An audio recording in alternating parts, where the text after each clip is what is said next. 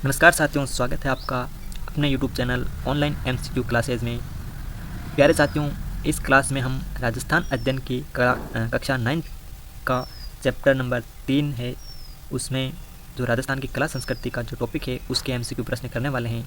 ये एमसीक्यू प्रश्न आने वाली सभी भर्ती परीक्षाओं के लिए, वो चाहे रीट हो, एलडीसी हो, वीडियो हो, सभी के लिए अति महत्वपूर्ण होने वाली है। बिल्कुल ऑथेंटिक बुक से ये एमसीक्यू प्रश्न हमने बनाए हैं। तो साथियों, शुरू करते हैं। हमारा पहला प्रश्न स्क्रीन पर। पहला प्रश्न साहित्य से संबंधित है। डिंगल शैली के प्रसिद्ध ग्रंथ पृथ्वीराज रासो के रचयिता कौन है? जो पृथ्वीराज रासो है उसके रचयिता कौन है? जयानक, चंद्रबरदाई, पद्मनाभ या नयनचंद्र सूरी। तो प्यारे साथियों, जो पृथ्वीराज रासो हैं उसकी रचना की बात करें तो अगर जयानक की बात करें तो जयानक ने किसकी रचना की थी साथियों? पृथ्वीराज विजय ग्रंथ है उसकी रचना की थी साथियों। पृथ्वीराज विजय जो ग्रंथ है उसकी रचना जयानक ने की साथियों। और नयनचंद्र सूरी की बात करें तो जो नयनचंद्र सूरी ने हमीर महाकाव्य की ग्रंथ है उसकी रचना की थी साथियों। हमीर महाकाव्य की रचना किसने की? तो नयनचंद्र सूरी हो जाएगा। महाकाव्य, हमीर महाकाव्य की रचना नयनचंद्र सूरी ने की थी साथियों।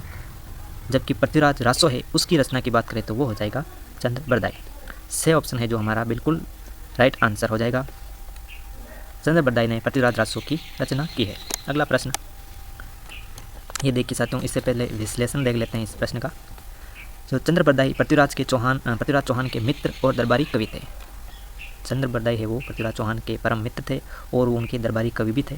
उन्होंने पृथ्वीराज रासो की रचना की जो कि एक डिंगल शैली का महाकाव्य है, यानी कि चारण शैली का एक महाकाव्य है। इसमें पृथ्वीराज के वीरतापूर्ण जीवन और युद्धों का सजीव वर्णन मिलता है। जो पृथ्वीराज की जो वीरतापूर्ण युद्ध लड़ा था उसका इसमें वर्णन मिलता है। साहित्यिक दृष्टि से यह ग्रंथ राजस्थान की वीरगाथा काल की अमूल्य धरोहर माना जाता है। अगला प्रश्न स्थापत्य कला से दूसरा प्रश्न है हमारा। चित्तौड़गढ़ में जो विजय स्तंभ का निर्माण किस शासक ने करवाया? चित्तौड़गढ़ में विजय स्तंभ बना हुआ है, राजस्थान का गौरव कहते हैं जिसे। ये किसने बनवाया? महाराणा सांगा ने, महाराणा कुंभा ने, महाराणा प्रताप ने या फिर महाराणा राज सिंह ने। तो देखिए, विजय स्तंभ में 9 मंजिला दीवार है साथियों, 9 मंजिला इसमें इमारत है साथियों, 9 मंजिला। और इसका निर्माण की बात करें तो महाराणा कुंभा इसका राइट आंसर हो जाएगा। महाराणा कुंभा ने जो मालवा के सुल्तान मोहम्मद खिलजी को हराया था 1434 में, 1437 में मालवा के सुल्तान मोहम्मद खिलजी को हराया था, उसी विजय के उपलक्ष्य में इस विजय स्तंभ का निर्माण महाराणा कुंभा ने करवाया। साथियों, वीडियो को लाइक कर दें और कमेंट करें अच्छा सा, और चैनल को सब्सक्राइब ज़रूर कर दें ताकि हमारा हौसला बढ़ सके और हम आपके लिए बेहतरीन प्रयास कर सके और अच्छे वीडियो आपके लिए प्रोवाइड करते रहें। तो ज़रूर सब्सक्राइब कर दें और लाइक कमेंट ज़रूर करें। शुरू करते हैं। ये देखिए, महाराणा कुंभा है, इनका मालवा के सुल्तान मोहम्मद खिलजी पर अपने विजय की स्मृति में चित्तौड़गढ़ दुर्ग में 9 मंजिला विजय स्तंभ का निर्माण करवाया। महाराणा कुंभा ने इस विजय स्तंभ का निर्माण करवाया 1437 ईस्वी में। इसे भारतीय मूर्तिकला का विश्वकोश भी कहते हैं। जो मूर्तिकला है भारतीय, उसका विश्वकोश भी कहते हैं, क्योंकि इसमें हिंदू देवी देवताओं के अनगिनत मूर्तियाँ उकेरी गई। जो इसके जो चारों तरफ है, जो इसमें हिंदू देवी देवताओं की मूर्तियाँ उकेरी गई है। और इसकी ऊंचाई की बात करें तो 122 फीट है, 122 फीट ऊंचा है और इसमें 9 मंजिले इमारत है। प्रश्न नंबर 3 है, किस चित्रशैली को भारतीय चित्रकला की मोनालिसा कहा जाता है? भारतीय चित्रकला की मोनालिसा किसे कहते हैं? किस चित्रशैली को कहते हैं? मेवाड़ चित्रशैली को, बूंदी चित्रशैली को, किशनगढ़ चित्रशैली को या फिर कोटा शैली को? भारत की मोनालिसा की बात करें तो वो हो जाएगा किशनगढ़ की जो बनी ठनी चित्रशैली है उसे भारत की मोनालिसा कहते हैं। और इसको मोनालिसा किसने कहा था साथियों? एरिक डिक्सन ने। एरिक डिक्सन ने इसे मोनालिसा कहा था साथियों। एरिक डिक्सन ने इसे मोनालिसा कहा था।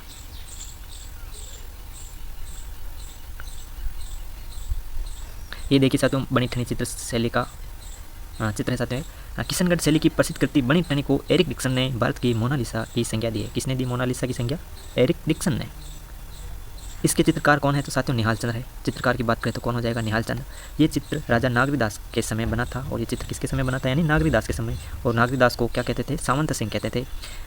बना था। इसमें नारी सौंदर्य का अत्यंत सूक्ष्म और कलात्मक अंकन किया गया है। जो नारी सौंदर्य का इसमें चित्र दर्शाया गया है, जो विश्व स्तर पर एक प्रसिद्ध है। प्रश्न नंबर 4 है, राजस्थान का सर्वाधिक प्रसिद्ध एवं राज्य नृत्य कौन सा है? राज्य नृत्य की बात करें तो वो हो जाएगी हमारी घूमर। राज्य नृत्य है, नृत्यों का सिरमौर कहते हैं, और राजस्थान की आत्मा भी इसे ही कहते हैं साथियों। किसे कहते हैं साथियों? आत्मा भी इसे ही कहते हैं। राजस्थान की आत्मा है ये हमारा नृत्य। नृत्यों का सिरमौर भी इसी नृत्य को कहते हैं, और राजस्थान की आत्मा भी यही है साथियों। देख लेते हैं इसका विश्लेषण। ये देखो साथियों, घूमर नृत्य है, इस प्रकार नृत्य किया जाता है। ये घूमर राजस्थान का सबसे लोकप्रिय और राज्य नृत्य है। ये मुख्य रूप से महिलाओं द्वारा मांगलिक अवसरों और त्योहारों पर किया जाता है। मांगलिक अवसर होते हैं या त्यौहार पर यह नृत्य किया जाता है, और महिलाएं इस नृत्य को करती है। इसमें ढोल, नगाड़ा, ये साथियों, और सेनाएं, ये इसमें क्या है? वाद्य यंत्र उपयोग में लिए जाते हैं। हाथों में लचकदार संचालन से नृत्य किया जाता है, और हाथों को लचकदार हिलाया जाता है इस नृत्य में। नृत्यों का सिरमौर भी कहते हैं इस नृत्य को। ठीक है, अगला प्रश्न लेते हैं। 5 नंबर का प्रश्न है हमारा, आबू में जो स्थित देलवाड़ा के जैन मंदिर है वह अपनी किस विशेषता के लिए विख्यात है? ऐसी कौन सी विशेषता है उसमें जिसके कारण वो विख्यात है? ऊंचे शिखर पर बने हुए इसलिए, पत्थर की जाली है उस पर इसीलिए, यहाँ संगमरमर की बारीक नक्काशी है उस पर, यहाँ विशाल प्रवेश द्वार है। तो जो साथियों आबू के दिलवाड़ा के जैन मंदिर है वो संगमरमर की बारीक नक्काशी के कारण प्रसिद्ध है। किसके कारण? बारीक नक्काशी के कारण, और वो नक्काशी संगमरमर की है साथियों। देखिए इसका विश्लेषण। ये देखिए मंदिर है दिलवाड़ा का जैन मंदिर। दिलवाड़ा के जैन मंदिर 11वीं से 13वीं शताब्दी में अपनी बेजोड़ नक्काशी, सुंदर मीनाकारी और पच्चिकाकारी के लिए भारत भर में प्रसिद्ध है। विमल शाह द्वारा निर्मित आदिनाथ मंदिर, विमल शाह ने कौन सा निर्माण करवाया मंदिर का? आदिनाथ मंदिर। और वास्तुपाल तेजपाल द्वारा निर्मित नेमिनाथ मंदिर, और वास्तुपाल और तेजपाल है उसके द्वारा जो निर्मित मंदिर है वो कौन सा है? नेमिनाथ मंदिर। स्थापत्य कला के उत्कृष्ट नमूने हैं। ये श्वेत संगमरमर से निर्मित है, और ये भी किससे निर्मित है साथियों? सफ़ेद संगमरमर से निर्मित है। प्रश्न नंबर 6, राजस्थान में फड़ चित्रण यानी कपड़े पर चित्रांकन का मुख्य केंद्र कौन सा है? तो कपड़े पर चित्रों के द्वारा चित्रांकन किया जाता है वो कौन सी कला में होता है साथियों? फड़ चित्र कला में होता है। फड़ चित्रण में कपड़े पर चित्रांकन किया जाता है। तो ये कहाँ की प्रसिद्ध है? साहेबपुरा भिलवाड़ा, सांगानेर जयपुर, नाथद्वारा राजसमंद या बाड़मेर।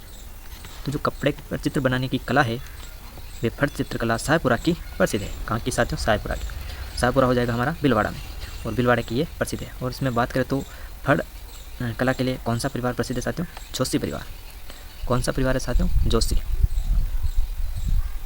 जोशी परिवार है वो फड़ कला के लिए प्रसिद्ध है साथियों। साहेबपुरा भिलवाड़ा का जोशी परिवार फड़ चित्रण के लिए विश्वविख्यात है, और जो श्रीलाल जी जोशी है उनको पद्मश्री से भी सम्मानित किया गया है साथियों। फड़ में लोक देवताओं जैसे बाबू जी, देवनारायण जी, इनकी क्या है? जीवन की घटनाओं का चित्रण कपड़े पर किया जाता है।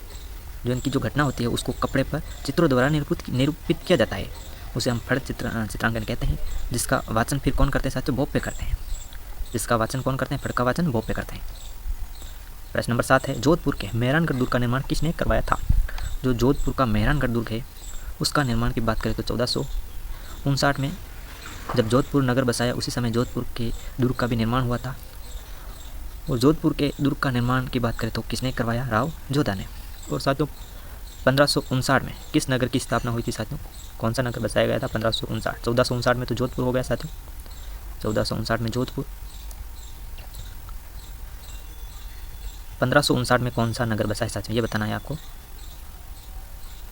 1559 में कौन सा नगर बसा है साथियों? उदयपुर। कौन सा नगर है साथियों? उदयपुर है जो 1559 में बसा है। इस प्रश्न की व्याख्या देख लेते हैं। ये देखिए मेहरानगढ़ का किला है, विशाल दुर्ग है साथियों। ये राव जोधा ने 1459 ईस्वी में चिड़िया टूक पहाड़ी का नाम कौन सा साथियों? चिड़िया टूक पहाड़ी पर मेहरानगढ़ दुर्ग की नींव रखी और जोधपुर नगर भी बसाया था। इस दुर्ग को मयूर ध्वजगढ़ कहते हैं साथियों। मयूर ध्वजगढ़ भी इस दुर्ग को कहते हैं। दुर्ग के भीतर कौन कौन से दर्शनीय स्थल है साथियों? तो फूल महल है, मोती महल है, और चामुंडा माता जी का मंदिर भी है साथियों। इसमें ये देखने के दर्शनीय स्थल है। अपनी विशालता के लिए भी ये साथियों प्रसिद्ध है। प्रश्न नंबर 8 है, संगीत साहित्य से संबंधित ये प्रश्न है। संगीत राज ग्रंथ के रचयिता कौन है जिन्हें अभिनव भट्टाचार्य भी कहते हैं? बहुत ही अच्छा शानदार प्रश्न है। संगीत ग्रंथ, संगीत राज, संगीत मीमांसा, सूड प्रबंध, ये साथियों रचना किसकी है और उनका उपनाम भी दे दिया साथियों, अभिनव भट्टाचार्य। संगीत मीमांसा,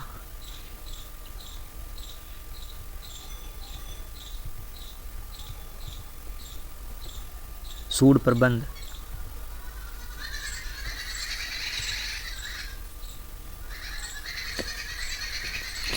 संगीत मीमांसा, सूड प्रबंध, ये साथियों महाराणा कुंभा की रचना है। और उनके उपनाम की बात करें तो अभिनव भट्टाचार्य। हाल गुरु भी कहते हैं उनको, चाप गुरु कहते हैं, छाप गुरु कहते हैं, हाल गुरु, चाप गुरु, छाप गुरु, और भी साथियों उनके उपनाम है महाराणा कुंभा के साथियों। तो राइट आंसर हो जाएगा महाराणा कुंभा।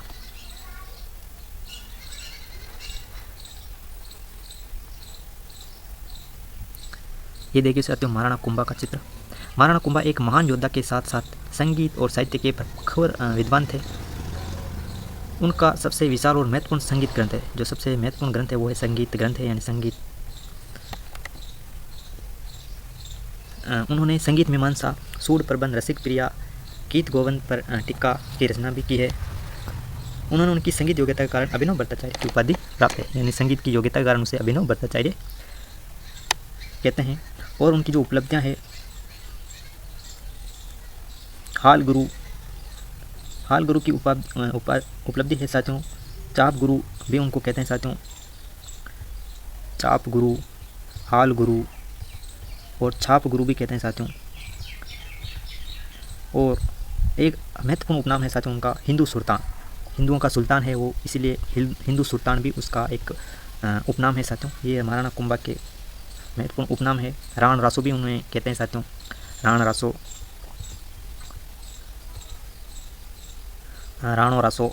या राण रासो भी कहते हैं, राणो रासो, ये भी साथियों महाराणा कुंभा के उपनाम है। सर्वाधिक उपनाम महाराणा कुंभा के ही साथियों है। अगला प्रश्न उत्सव से संबंधित प्रश्न है। प्रसिद्ध गणगौर उत्सव राजस्थान के किस माह में मनाया जाता है? जो गणगौर मनाते हैं वो किस माह में मनाते हैं? चैत्र, वैशाख, सावन या कार्तिक महीने। तो जो साथियों जो गणगौर मनाते हैं वो चैत्र महीने में मनाते हैं साथियों, चैत्र महीनों में मनाते हैं। और इसमें शिव व पार्वती की पूजा की जाती है साथियों। गणगौर में जो गण है वो शिव का प्रतीक है, शिव, और जो गौर है वो माता पार्वती का प्रतीक है साथियों, और गौर है वो पार्वती। इनकी पूजा की जाती है साथियों गणगौर पर। तो ये है जो उत्सव है चैत्र महीने में मनाया जाता है। और विश्लेषण देख लेते हैं इसका। गणगौर उत्सव होली के अगले दिन से प्रारंभ होकर चैत्र शुक्ला तृतीया तक चलता है। ये महिलाओं का प्रमुख त्यौहार है। इसमें ईश्वर जो शिव जी के प्रतीक हैं और गौरी माता पार्वती की पूजा की जाती है। जयपुर और उदयपुर की गणगौर की सवारी विश्व प्रसिद्ध है। ये अखंड सौभाग्य की कामना का प्रतीक माना जाता है। प्रश्न नंबर अगला है 10वां प्रश्न है लोककला से संबंधित प्रश्न है। यूनेस्को द्वारा किस राजस्थानी लोक नृत्य को अमृत सांस्कृतिक विरासत में शामिल किया गया है? यूनेस्को द्वारा किस राजस्थानी लोक नृत्य को अमृत सांस्कृतिक विरासत में शामिल किया गया है? गैर नृत्य, कालबेलिया नृत्य, तेरे ताली या डोल नृत्य। तो ये हो जाएगा कालबेलिया नृत्य। कालबेलिया नृत्य को यूनेस्को द्वारा विश्व अमृत सांस्कृतिक विरासत में शामिल किया गया है। कालबेलिया नृत्य की जो प्रमुख नृत्यांगना की बात करें वो हो जाएगी गुलाबो सपेरा। गुलाबो सपेरा ने ही इस नृत्य को कहाँ पर पहुँचाया साथियों? अंतर्राष्ट्रीय स्तर पर पहचान दिलाई। गुलाबो सपेरा साथियों, गुलाबो सपेरा ने इस नृत्य को अंतर्राष्ट्रीय स्तर पर क्या दिलाई साथियों? पहचान दिलाई। महत्वपूर्ण तथ्य है साथियों। तो ये हो जाएगा कालबेलिया नृत्य। ये देखिए साथियों कालबेलिया नृत्य की विशिष्ट पोशाक होती है साथियों। ये कालबेलिया नृत्य को यूनेस्को ने 2010 में कब शामिल किया? 2010 में विश्व अमृत सांस्कृतिक विरासत सूची में स्थान दिया है। ये कालबेलिया जाति की महिलाओं द्वारा किया जाता है। इसे काले रंग की कसीदाकारी युक्त वस्त्र पहने जाते हैं और पुंगी, डपली जैसे वाद्य यंत्रों का प्रयोग होता है। गुलाबो सपेरा ने इसे अंतर्राष्ट्रीय स्तर पर पहचान दिलाई साथियों।